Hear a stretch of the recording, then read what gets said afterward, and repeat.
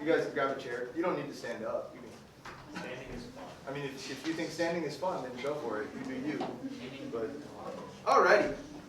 So, hey, look, it's Beatty.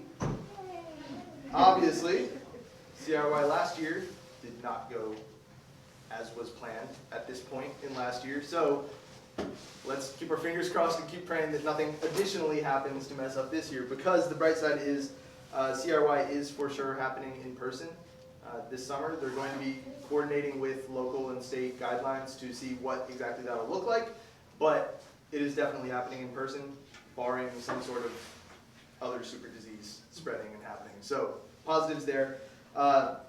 In case those of you, I think everybody here has been, actually there are a few people who haven't. So CIY Move is a high school specific conference. It's designed for high schoolers with the goal of equipping and preparing them to be kingdom workers in today's world. And the idea with that being, we can't just be a Christian and go to church on Sundays. You have to go to church on Sundays and work for the kingdom in the world around you through your actions and through your character and who you are. I think we got somebody coming in. Maybe.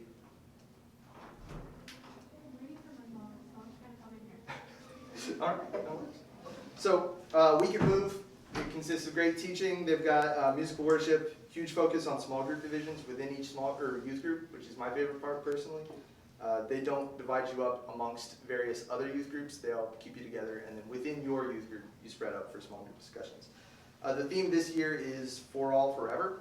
It's sort of taking it back to basics. It's talking about how the gospel of salvation is for everybody, for all, and it is eternally available to anybody. It's never too late to accept the gospel and to accept Jesus, which is the forever aspect of that.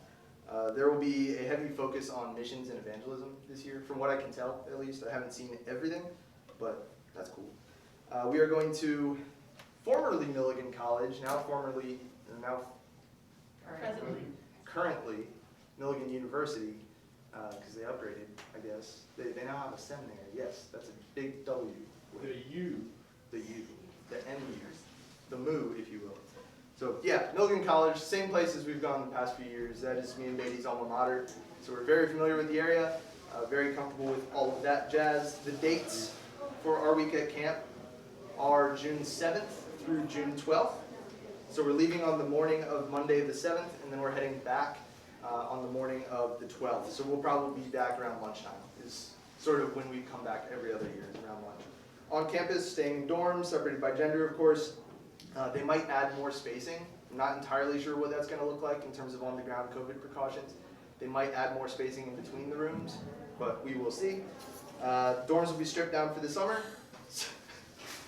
All good? Yeah. Okay, so we'll be bringing toilet paper, all the necessary accessories.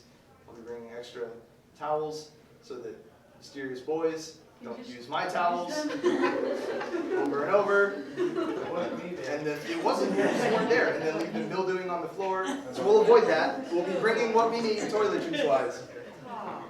Yeah, if anybody wasn't there, I've got a video tour of Oh, it's so gross. of Alex and Nick's room from a couple years back. That was so gross. that was a magical experience. So, yeah, magical is a word for it. I'm not sure whether it's good magic or bad magic. Right. Pretty bad. It's black magic. Beatty and I will both be going for sure, and then in addition to that, we're aiming for 3 additional volunteer leaders. Ideally, we'll have 2 female leaders, 1 male leader. Hey, if we have more people, that's great. But to accommodate the ratio of boys to girls, we're looking for 2 and 2 at this point, or 3 and 2, sorry. Registration for chaperones, if you're interested in coming as a chaperone, is completely free because they're giving up their time spending a week with sweaty teenagers in a hot dorm. So you will not have to pay for anything when it comes to that. And if you are interested in being a chaperone, same dates will apply. I'm going to have a confirmation date for students.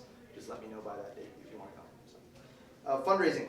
That's going to be looking a bit different this year because due to COVID and other type situations, we will not be doing the movie night fundraiser this year. But however, due to last year's CIY being significantly different than we expected, and also a lot of donations and people being very generous, we were able to significantly reduce the price of registration just across the board for everybody. So the early bird price for registration with CIY, list price, is $294 for the week. But due to those donations and fundraisers and all that stuff, we're able to reduce that to $138, or sorry, I got that wrong, 164, let me check. Yep, $168.53. I've got a cheat sheet, I'll pass it out to you later. Per student, so that is about half the original price, which is good.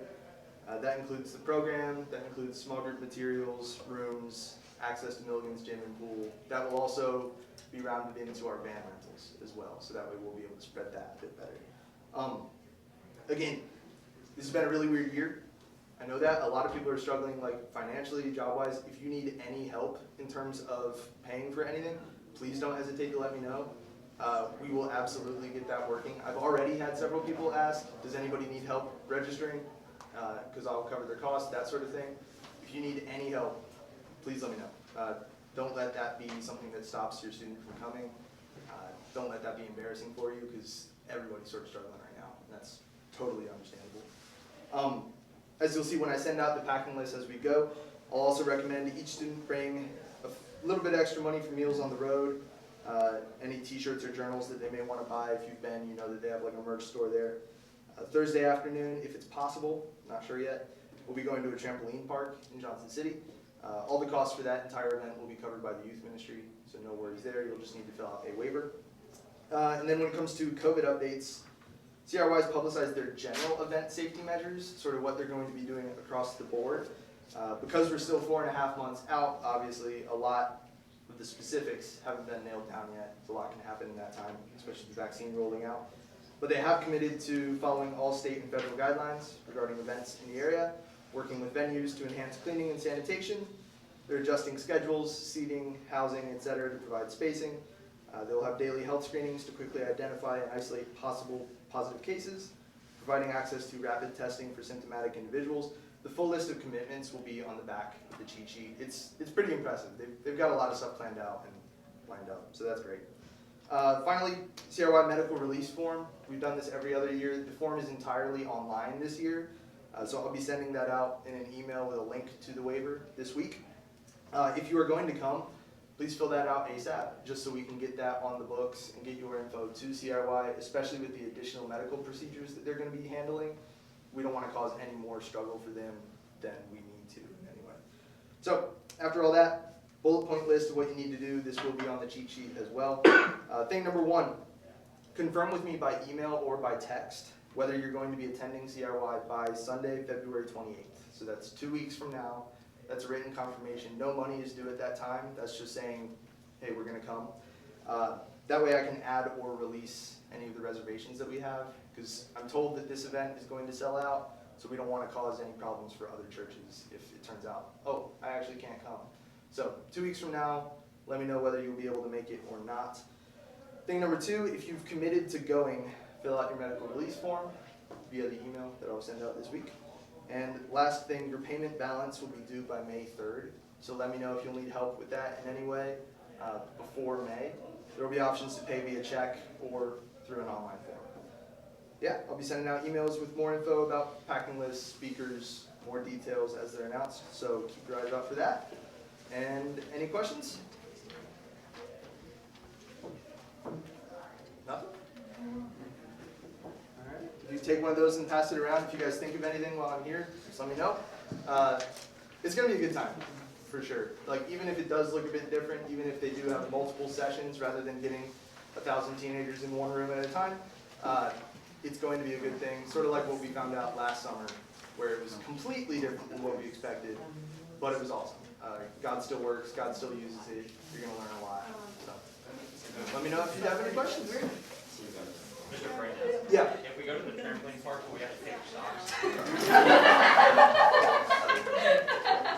Noah, you probably have like 4 pairs of socks. Right? Yes, you will need socks.